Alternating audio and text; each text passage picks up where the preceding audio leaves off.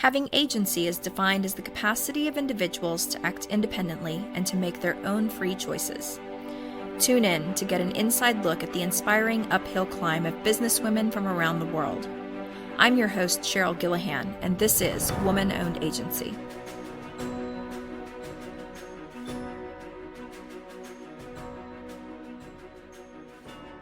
Hello, everyone. Today, I've got Diane Stogiannes with me, and I am so excited because she and I got to do a little bit of talking before this, and we've got some fun stories to share. She is the founder of DST Advisory Group, and I will let her introduce herself and a little bit more about her company. Perfect. Great. Thanks so much for having me. And I think we did a lot of giggling and a lot of sharing before this started. But yes, I'm the founder and president of DST Advisory Group, and we are a specialty tax consulting firm. We help companies of all sizes identify and claim and really defend their research tax credits. So we're very niche in the market, in the industry. We don't do full CPA accounting. We really just focus on this one piece of the tax code, which is research and development tax credits. We do work on US and Canadian claims. We're comprised really of engineers and scientists, very technical base, coupled with our accountants and CPAs, tax attorneys. So we really come at our studies and work with our clients at a three-prong approach, which is really a great way to kind of substantiate their claims. So despite the typical, stereotypical, boring nature of engineers and CPAs, I always like to say we have the funnest part of the tax code and the most interesting part of the tax code, and we get to interact with people who are doing really cool, innovative stuff. We get to help them find money and save money at the end of the day on their taxes, which is everyone loves to do that. Yeah, and before we get into the nitty-gritty of innovation and R&D and all of that, I want to know, how did you get into this? Yeah, it's kind of a little atypical, I think, path and journey for me. So I am first generation Canadian. I live just outside of Buffalo on the Canadian side. I am a chemist and a metallurgist by background. I started in industry right out of university, and the company I was with, I come from steelmaking, and I went into their R&D group, their innovation group. I'm a co-inventor on a patent steel-skinned panel. And we defended our claim. I helped my manager at the time defend our claim for the Canadian credit, for their credit.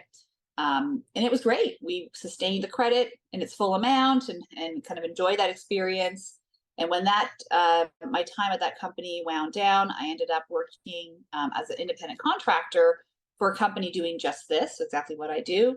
And we went out there and helped companies, develop those relationships with those individuals and those taxpayers, told their story, wrote down, the reports and substantiation with respect to kind of what they're doing. I've always had a thing for numbers as well. So the numbers kind of came easy to me, even though I'm not a CPA, picked up a lot of it on the way. And then eventually just kind of grew that into where I am today and hung up my shingle and was very lucky to have some business come right along with me right away. And now we are our team of 20 plus individuals. We made Inc. 5000's list in 2022, and I was honored to be Enterprising Women of the Year earlier this year, which was super exciting. So had quite the entrepreneurial journey over the past 6-7 years of having DST. So it's really just servicing clients and being credible on the technical science part, defending and writing a credible story as to what the facts are, what their engineers and their scientists are doing, and connecting with them at that level from an operational perspective, documenting it.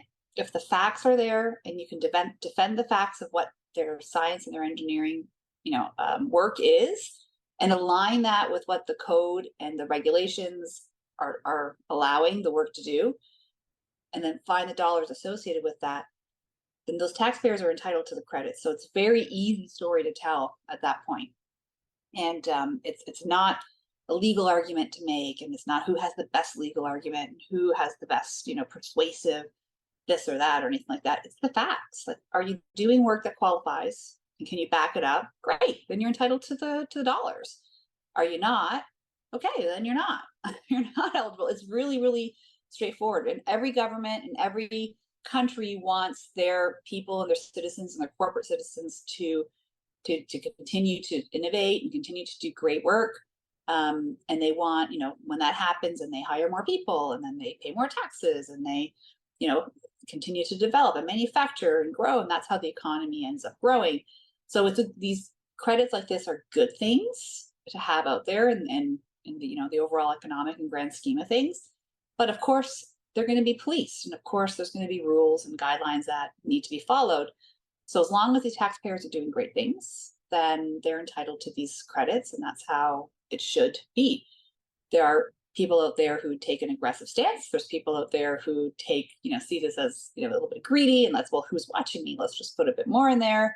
And they should be policed. They should, be slapped on the wrist for doing that. So they should go away. Those ones should go away and, exit stage left, so to speak. But the ones who truly are innovating, who truly are deserving of these awesome credits, they should take that money and they truly take it and reinvest back in the company. They truly take it and reinvest in the technology and the development that they're doing.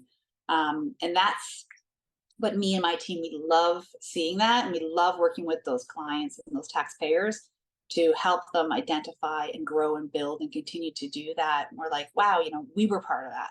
We helped you innovate. We helped you make the world a little better by having this new product, by finding this new technology, by, doing this little bit of good.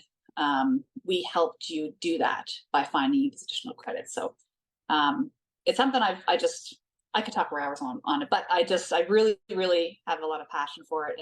And when our clients have that trust in us, to open up their books and open up their technology to show us, like, here, let me show you the latest thing I'm working on. I almost kind of get lost in the fact that it's such a privilege. Like, I kind of sit down and go like, wow, tell me more. And I don't really need to know this, but show me how you did that. Because our team, by heart and by nature, we are technical and engineers or scientists or chemists, and we just, inquiring minds, we want to know how they're doing that. And then that's excitement feeds to the people that we're talking with. And then they tell us more. And that's how we find more opportunities and more credits. And then the tax people who hire us are like, wow, you found more. This is great. And that's that really positive momentum that keeps going and going and going. Sorry, that was like a super long answer to your question. No, that was amazing. I've actually got people I need to introduce you to. It's really wonderful to hear. And honestly, we need experts like you in this field, just because your team and what you do, there's so many of us that possibly are innovating, and we just don't know what qualifies and what doesn't qualify. And, how far do we need to be, and what reports do we need to show, and, what's the story, and how do we frame this, and what can we get for this? There's just so many questions. And as a for-profit organization, even though we're a public benefit corporation, we're taxed as an S Corp or a C Corp. And as that, there's not a lot of grants and funding available, right? And so this is one opportunity for us to get something to reinvest into our technology and our innovation. So it's really great. And so I love hearing about your passion for this, and congratulations on your awards. But I have to ask you the same question again. You said you were a metallurgist? Like, I don't even know how to say that word. Yeah. How did you get into that? Because are there a lot of female entrepreneurs in that field? Not at all. And so when I graduated from university, and even like during university, before, I wanted to work. So it's a really funny story. So I have a Greek background, and my grandparents learned to speak English by watching The Young and the Restless.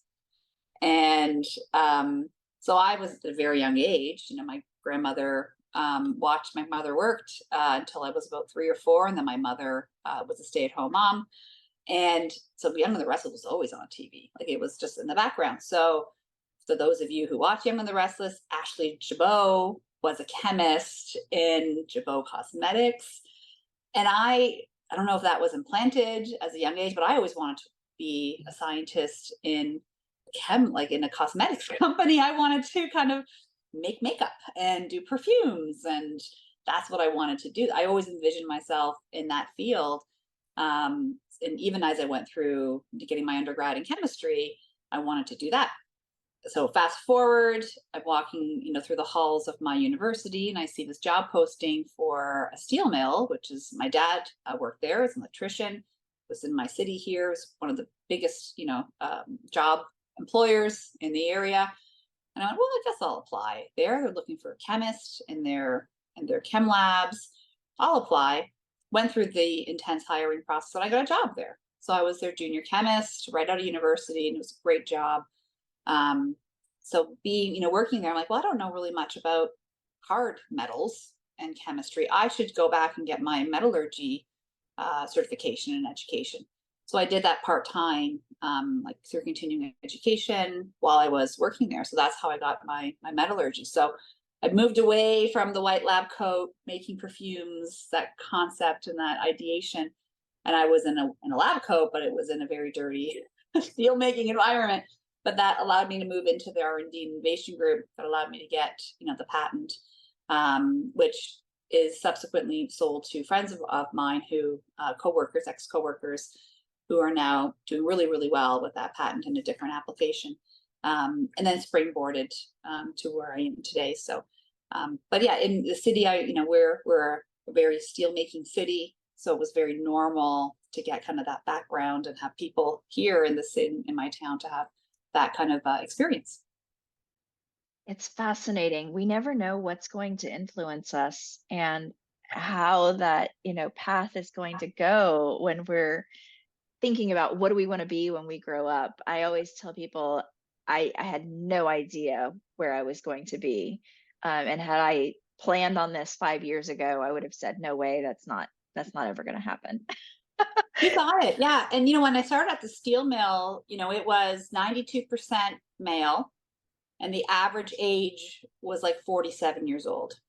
So you have to figure, here I am as a recent 21-year-old grad female. And so the demographics were really, really, not skewed in my favor.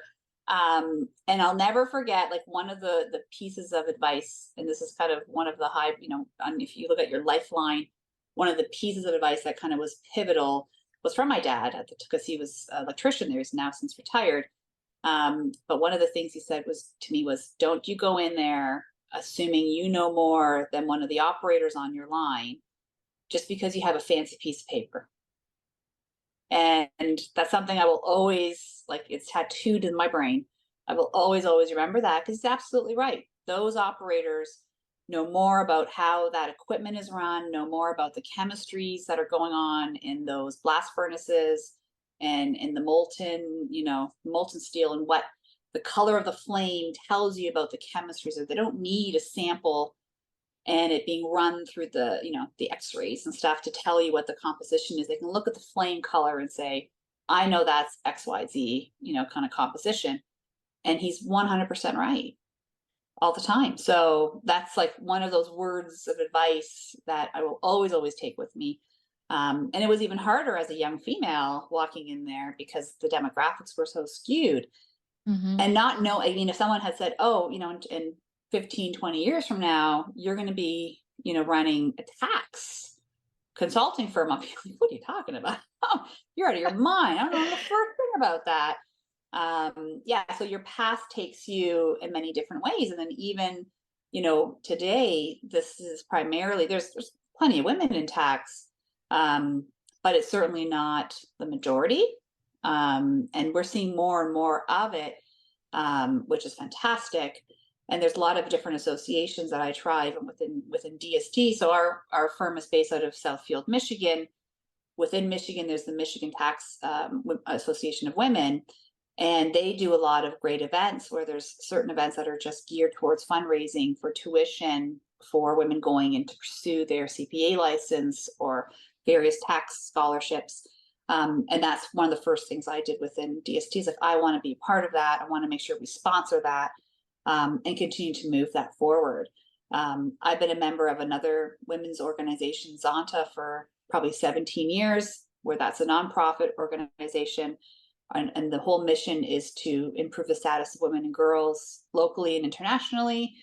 And there's a lot of scholarships and bursaries, and we do a lot of charity work, locally and internationally.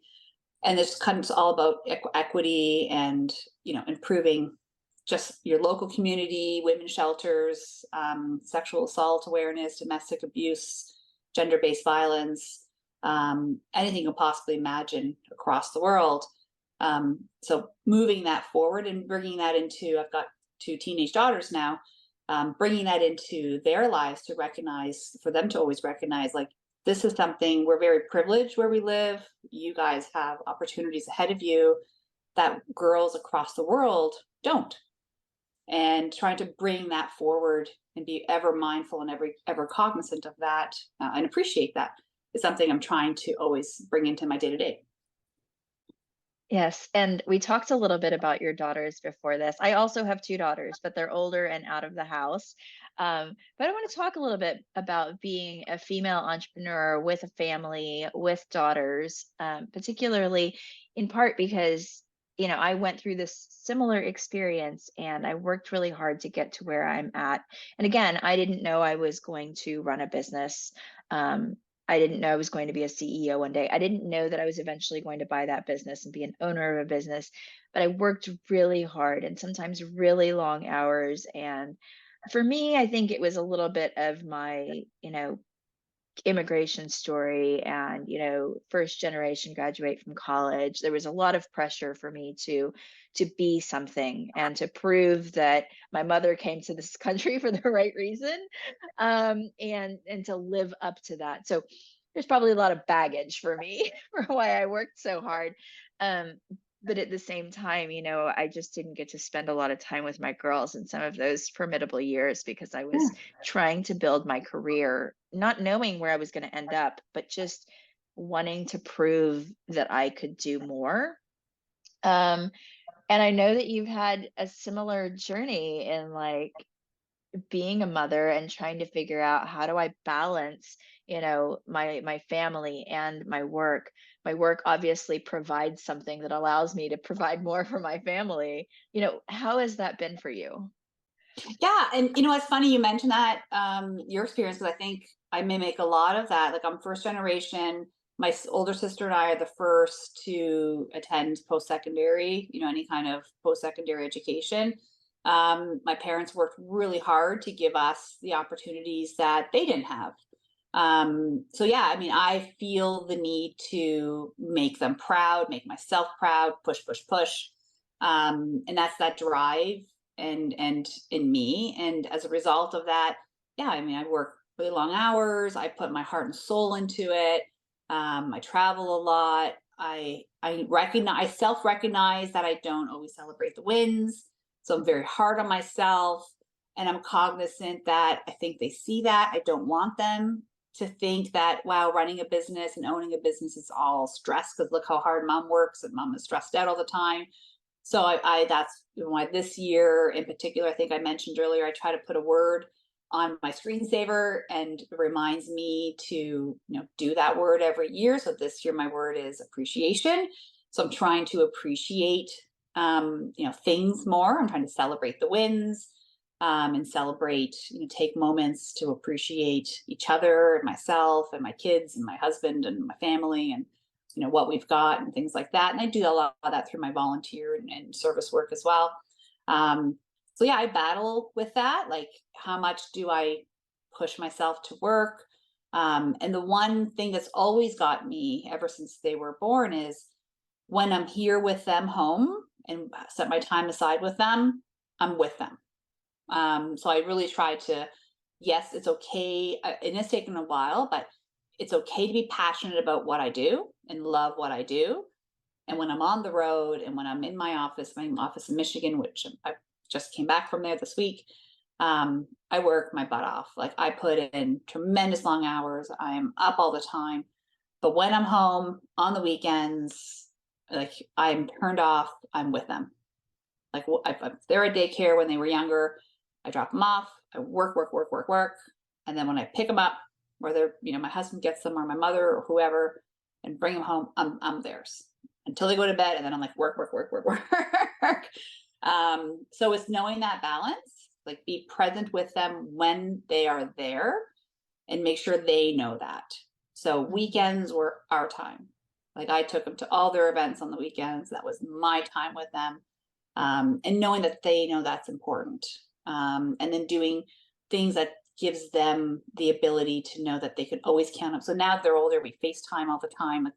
Yesterday I FaceTimed with them. And then COVID actually surprisingly allowed me, even though that was stressful for a whole different sort of reasons, but allowed me to be home with them. So I set up a little table in my office here. They did their little work. I did my work, their school work. We had a video up where they had their Zoom with their teacher, and I would just sat in the background and did my work on the side.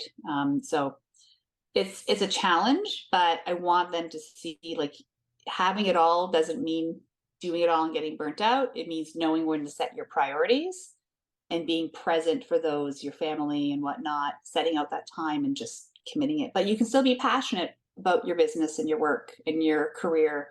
And that's okay. You don't have to apologize for that. But just know that you equally have to have that same passion for the time for your family, your kids, your spouse, your whatever, on the side, your volunteer work, your side gig, whatever you're doing on the side. Yes, my daughters are older, and so they've both worked for the company at some point in time. And so while this is not anything they ever want to take over, this is not their passion, they understand my passion a little bit more because they've gotten to be in the day-to-day with me. And so they have a deeper understanding for what it is, which is nice. But it really wasn't until my older daughter was about 18, she was already off at college, and there was an EO global event. EO is Entrepreneurs Organization. That's how you and I actually got connected. Mm-hmm. And there was an event with Malala.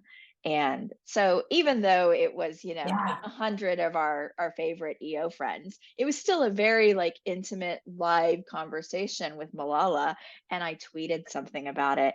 And there was, how Zoom puts your face right next to the speaker's face when the speaker's talking. And so it's like Malala and me. I was like right next to her. And my daughter, and of course I took a screenshot of that. And my daughter was like, "You are the coolest mom ever." And I was like, yes, win. I finally did something. So I have 4 more years to go. I'll wait till my No, okay. So I think you just won recently. I hope so. Fingers And crossed. so I would love for you to share with everybody this wonderful story that you shared with me before this call. Yeah. So literally, it was July 10th because we were driving to a family function. Me and the girls, 3 of us, were driving to a family function, and we were talking. And they've never been to a concert before. And I said, if you guys ever want to go to a concert, just let me know. Like, I can, if you want me to get tickets, like, we can go. It'd be fun. Like, what kind of concert do you want to go to? And they dropped the bomb on July 10th. They said, well, we'd like to go see Taylor Swift. And I said, like, now you're telling me? Like, I didn't even know you liked Taylor Swift. Like, now you're telling me you want to go see Taylor Swift. I said, come on. Like, guys, her like, all her concerts are full. Like, they're sold out. Like, you could have told me this months ago. At least I had a chance of getting something. And I said, okay, well, I mean, does she even have any dates left? Is she even coming to Toronto? I mean, I think it's over. And sure enough, yesterday I was in Michigan. I was driving back home with an EO. This is what I love about the EO women, because I mean, women make it happen, which is what I absolutely love. Someone within the EO women chat that we have, all of us across the world, said, I've got tickets in LA on August 7th. Does anybody want in? And this was like at 6:30, she messaged. I got home about 11 o'clock last night. My kids were still up. And I said, do you guys want to go see Taylor Swift on Monday? in LA. And like their jaws dropped to the floor and they went, "You're kidding, right? Like, are you serious?" And I said, "I'm serious. You said last month you want to go see her. I've got an opportunity." And they said, "Who do you know in LA?" was the first question. And I said, "Well, one of the women in EO, like they've got tickets. Like, they want me to ask her if they're still available." And they're like, "Yeah." And I go, "Okay." And I asked, and she said, "Yes." So we're flying Sunday out to LA to go see Taylor Swift on the last leg of her tour.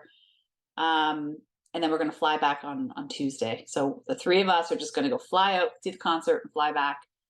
They were up till like 1 o'clock last night trying to see, like, well, now we need outfits. Like, where are we going to go buy outfits from? We checked to make sure our passports are all, like, their passports are good. So this feels like I just won the lottery because it makes up for all of the guilt of the late nights, the travel, the not being around, and these little this is kind of almost a once in a lifetime little spur of the moment weekend trip, 24, like within an hour we had this booked, and literally we're leaving in like 96 hours, leaving in 3 days to go do an overnight trip to go see a concert halfway across the country for me, and back. And this is going to just make this experience. And like the EO connection is fantastic. The women in EO are fantastic. This is not the first time I've been able to use this connection and meet amazing people and make these connections. So yeah, I just feel like hopefully they see that this hard work and everything I'm doing kind of pays off a little bit.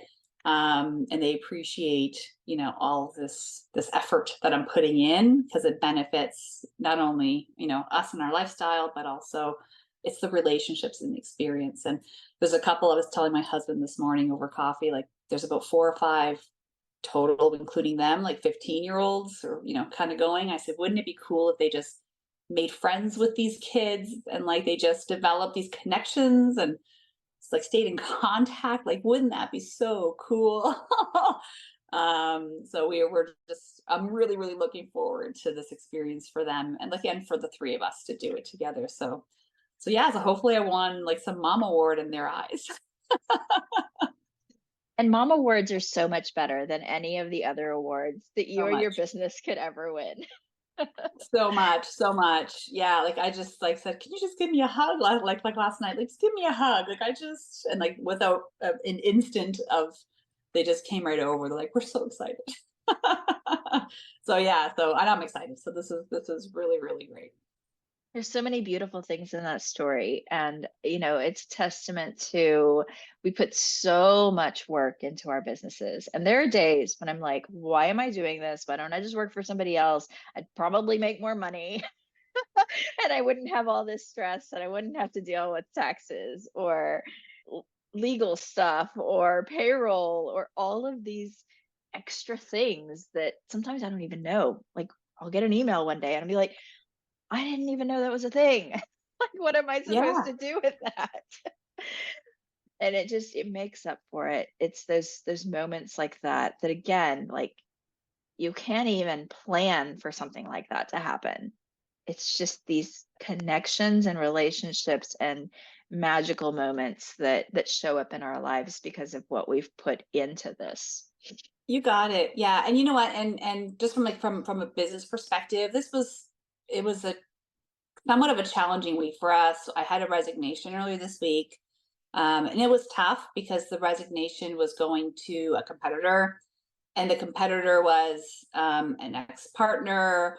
And it was just difficult because the resignation was someone who I honestly, I try to develop relationships with all of my team, and I try to do, and I think we're doing all the right things. We hold our work product and our quality to the highest standards, because that's what our clients deserve. And I think that's what they're entitled to. And we want to provide a credible report, a credible study, credible numbers that are defendable. We want our clients to be able to sleep at night.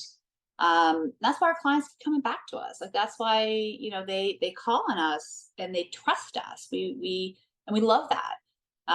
So when we lose someone that we put a lot of time and energy to all of our teams and all of our processes, and we lose someone and when there's just some perhaps underhanded stuff going on, geared to maybe, put some chaos in what we've tried to build, it hurts a little bit.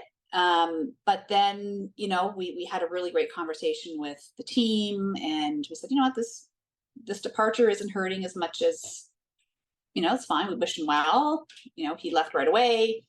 We had some great conversations with the remaining team. Everyone is cool. We're cool. And we said, you know what, we're on the right path. We're going to continue with growth and positivity. And so be it. We've got way more clients than we know what to do with, which is a good problem to have. We were continuing our interview process. We've got some really great candidates, kind of teed up, which is a good problem, to have again. Like, we're just picking the right one that's going to be the right fit. So we're continuing on this role of positivity. And then when this, really great positive thing happens, it's like universe is telling us that we're on the right path. So it was really, really, it's like, we're on the right path. Keep going. Like, it was just that extra positivity of keep going.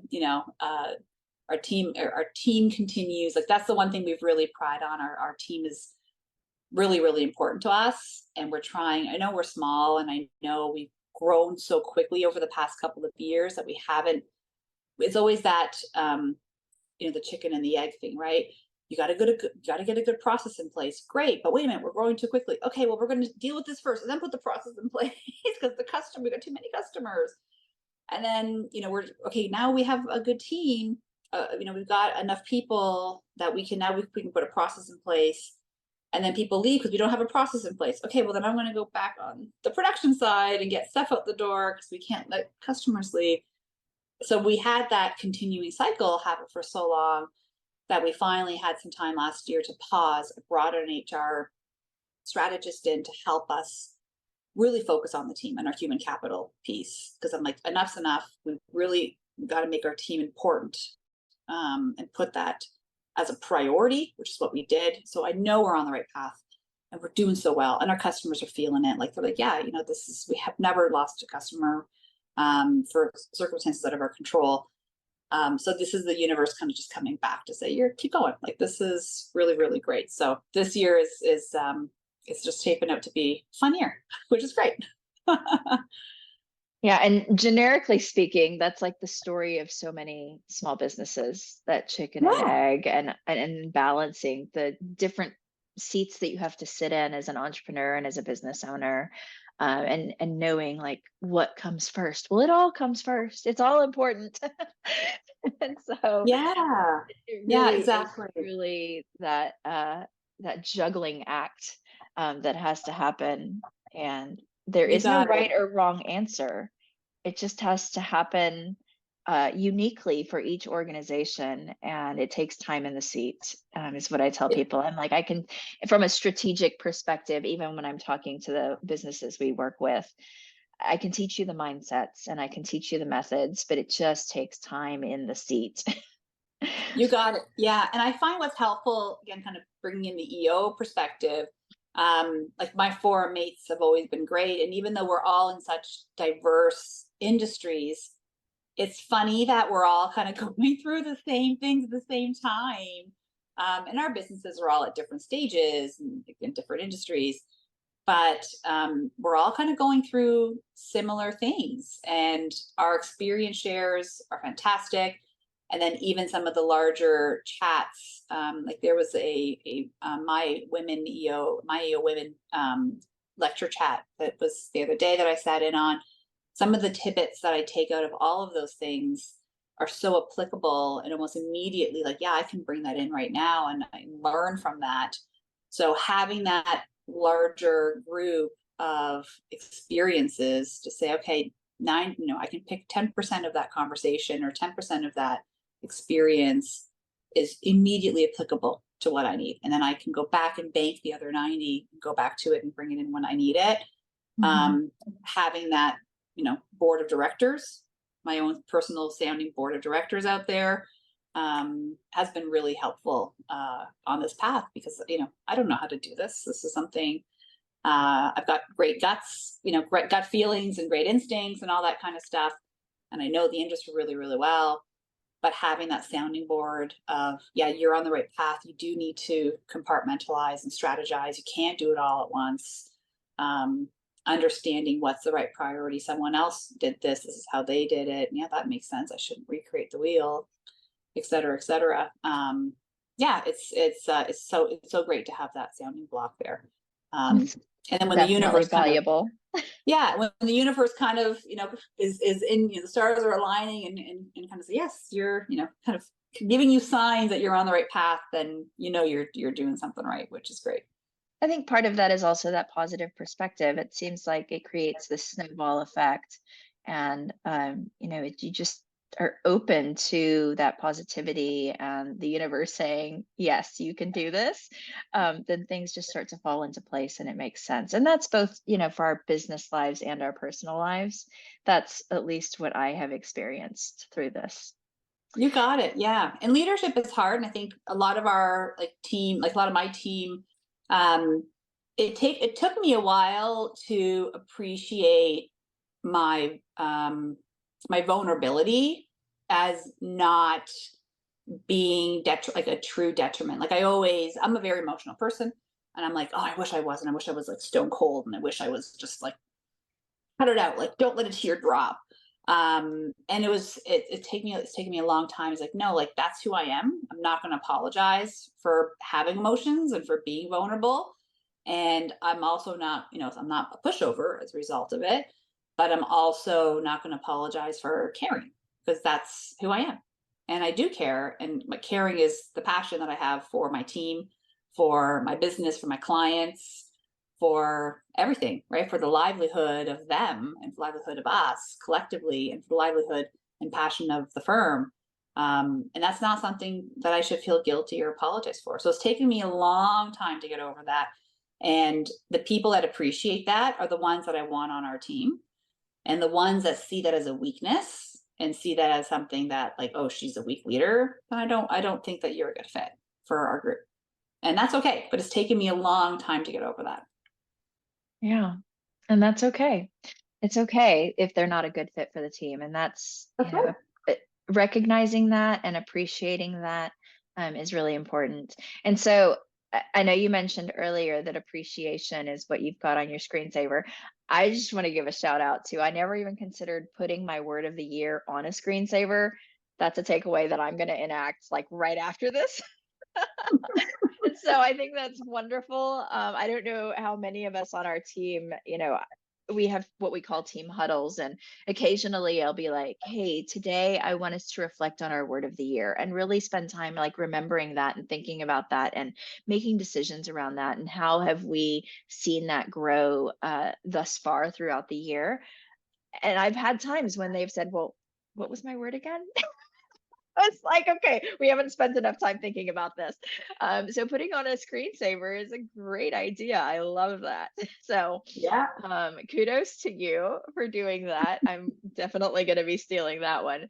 But we've come to a time where I would love for you to just give a shout out to any other women entrepreneurs that have really influenced you, and that you would like to give any kudos to. Oh my gosh. Gee, I haven't thought about this. I would say one of my very first female managers at the steel mill, at the steel company, Gina Stucci. So she's phenomenal. She rocks. I love her. She is amazing. I don't know. I can't say. I'm at a loss to say anything about her. She, civil engineer, and was an amazing manager, and still is a mentor and friend of mine. And I see her supposed to get together last weekend, and we had to cancel our brunch, and we're rescheduling it.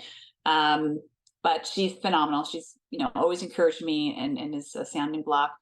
And there's a ton of women in my Zonta group who are incredible. So my Zonta group, we are the 14th group chapter in the world. Zonta turned 102 years old this year. So it's a great kind of legacy old organization.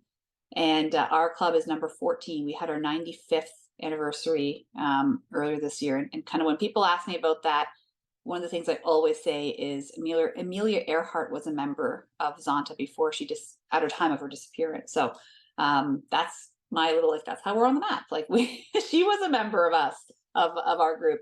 The women I've met in my chapter in particular, then of course some of the women outside of my chapter, they're incredible trailblazers. Like one of the women who's passed away, she was one of the first engineers in my city for Siemens Westinghouse. And she passed away maybe 10 years ago. She was 96 years old.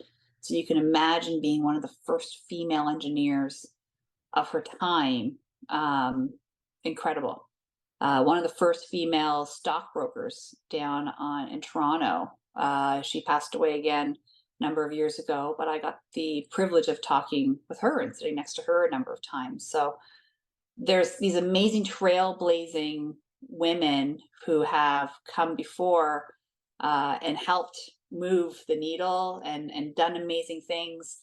And just trying to live up and in their shadows and move beyond and live in their shoes. And they've been amazing mentors for me over the years. And I hope I can be that for for some other women at some point. I've got the privilege to be a volunteer judge at the Young Entrepreneurs Inc. magazine puts one on for like a summer discovery program for a bunch of teenagers. And there was a couple of young women there, as well as young men. And that was such a cool experience. So being able to kind of hopefully give some words of guidance for them that can take in their future entrepreneurship world and journey. They can just take one little thing I said and it made a little bit of an impact and I left the world a little bit brighter for them, then that's awesome. I wish I could do that for them. That is awesome. So how might people find you, Diane? I'm on LinkedIn. It's my first name, last name, or my company website, which is www.dstadvisorygroup.com. Always available. Thank you so much. And I really enjoyed this conversation and all of your stories. So did I. Thank you so much for having me, Cheryl. It was great. And so great. I love all of your podcasts. So thank you. This was awesome. Thank you.